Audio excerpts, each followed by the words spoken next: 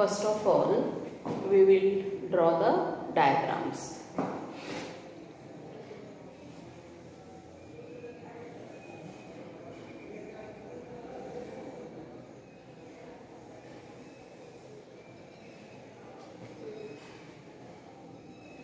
What is the most important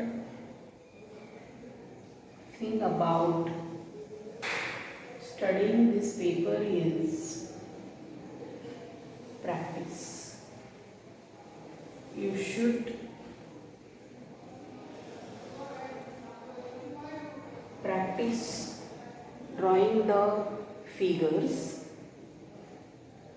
regularly. Each and every day you should draw the figure of the figure of the organs of speech, or this figure. Now this is the figure for the description and classification of vowels. Now this is the tongue. For our convenience, for the description and classification of vowels, the IPA has decided this diagram. This is known as the height of the tongue. Okay, this is the height of the tongue, and it is measured like if the tongue is lying horizontally in the mouth cavity, it is considered as in the open position. Okay, the tongue is lying horizontally in the mouth cavity. As we know that the tongue is the active articulator. It is the most flexible organ of speech. It can be raised, it can be lowered, it can be rounded, it can be straight. So depending upon those positions, we try to give some labels to this figure, and we'll try to understand how the vowels are described and classified. So this is the open position. Now this is the front part of the tongue, and this is the back part of the tongue.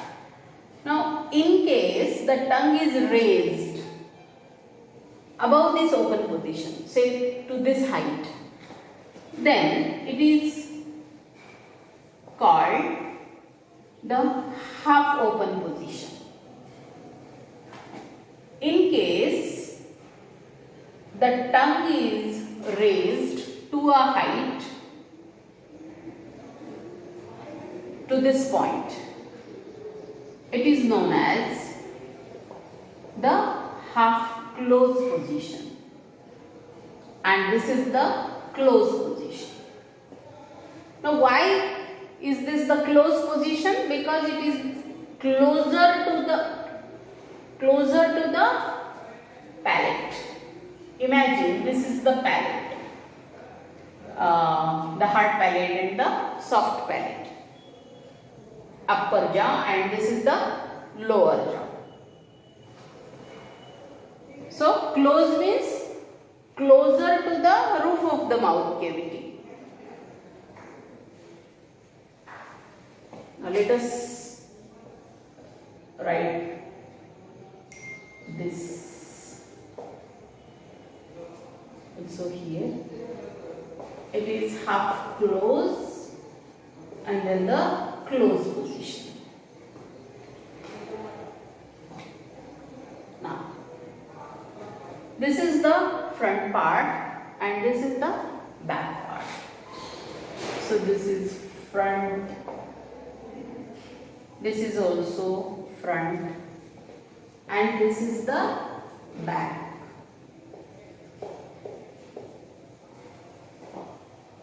Front, back, and this is the central part. So this is how the figure for the description and classification of vowels is drawn. Now let us turn to another important point.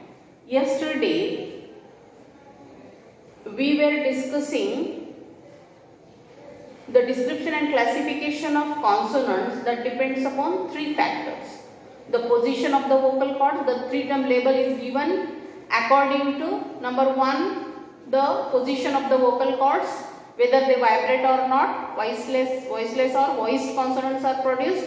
Then the place of articulation, whether it's a plosive or a dental or alveolar, glottal, etc., depending upon the place where that particular consonant is produced.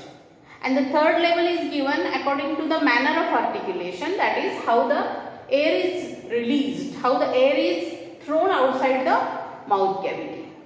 In case of the vowels also, we should take into consideration 3 points. Now which are those 3 points? First point is the position or shape of the lips. In case the lips are rounded, the vowel is known as a rounded vowel. And if the lips are spread, not rounded, then it is an unrounded vowel. Number 2, the second label is given according to the height of the tongue. How high the tongue is raised. Okay. Now according to the height of the tongue, there are these 4 positions. Open, if the tongue is not raised at all, if the tongue is lying in the horizontal position, it is the open. If it is raised to a height above the open position, it is known as the half open. If say a particular vowel is produced here. So according to the second point, that is the height of the tongue, this vowel is known as the half open vowel. In case it is raised higher than the half open position, it is nearer the closed position. So it is known as the half closed position. Suppose the vowel is produced here. These dots show that a particular vowel is produced at this point. Means the tongue raising to this height or this height, and which part of the tongue is raised, whether it is front part or central part or the back part. I am coming to that point later on. In case the vowel is produced here, when the tongue is raised to the highest point in the mouth cavity, closer to the palate, then it is known as the closed vowel. So according to the height of the tongue, these are the labels: open, half close, close, maybe between half open and half close. If some vowel is say produced here, then its second label is given according to this height, that is between half open and half close.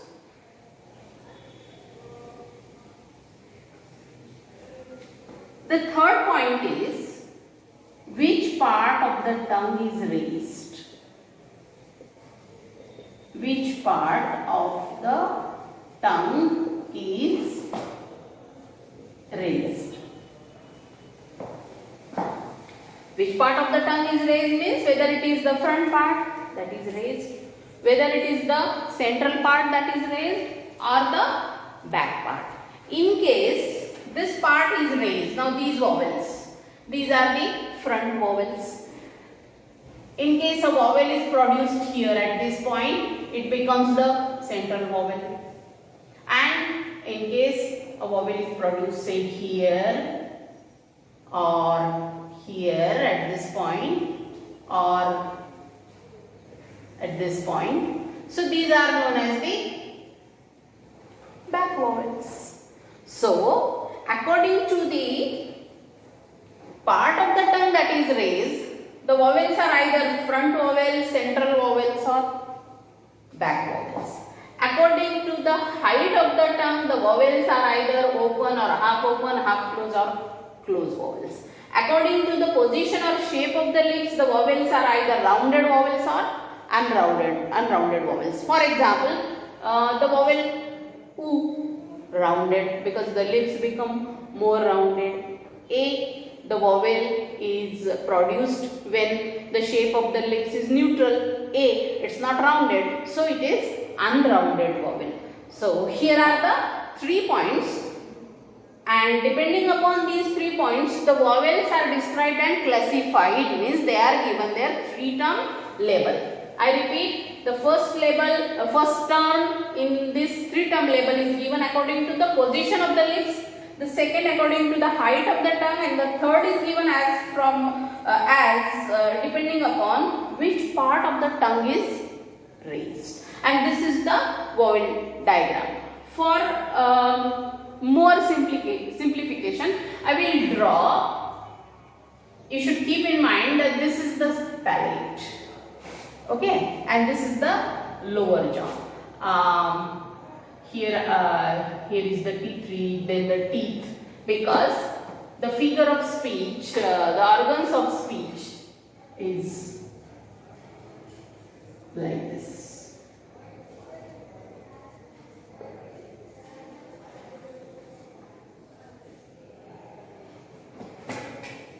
Now this is the tongue, okay. This tongue we have drawn it more elaborately here. हा जो जिभेचा भाग दिसतोय, हा shape तो आपण सोप्या पद्धतीने समजून घेण्यासाठी हा असा इथे दर्शवलेला आहे, so that you can easily understand how the vowels are described and classified, how they are given the 3-term labels. Thank you.